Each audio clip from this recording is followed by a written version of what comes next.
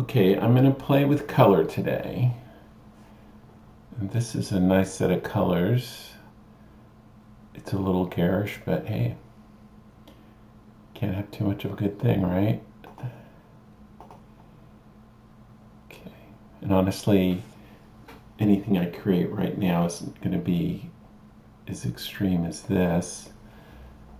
So much of the time with color sets, it's sort of a happy accident and a little hard to reproduce on demand. But I have a plan, so we'll see what we get. Okay, so this is very nice. One thing about it that's less than ideal is that on the section in here where the fractal's very layered, we're not getting a beat pattern. We're gonna see if we can create a different palette that does generate more of a beat pattern, and I'll show you what I mean by that. So let's stop it. And now let's start playing with the colors, changing them. Okay, these aren't particularly amazing, but it's different.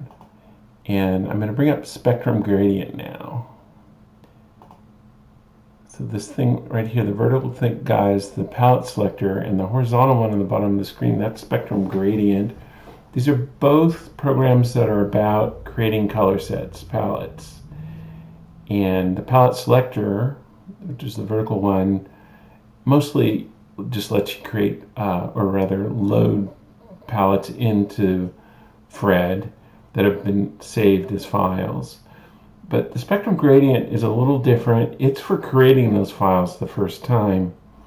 Now if we animate this thing, it's a bit much. And it also has the problem the earlier palette had where it doesn't beat in the layered part. So let's see what we can do about that.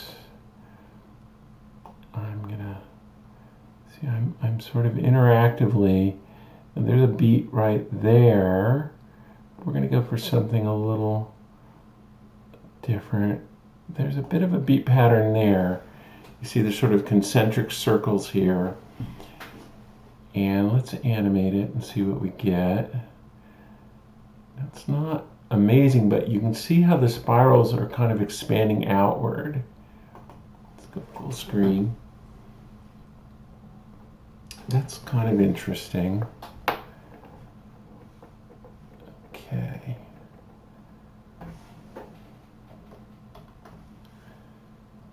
So that is the sort of stuff you can do with spectrum gradient. You have much more direct control over the color sets, and there's a lot more to spectrum gradient, but this is just one of the things you can do.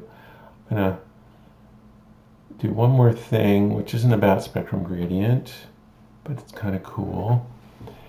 We're going to interactively, or rather manually, just cycle the palette by dragging on it. If you look in the center of the screen, you'll see the black region that's not changing. It uses the background color, which doesn't change when you animate the colors.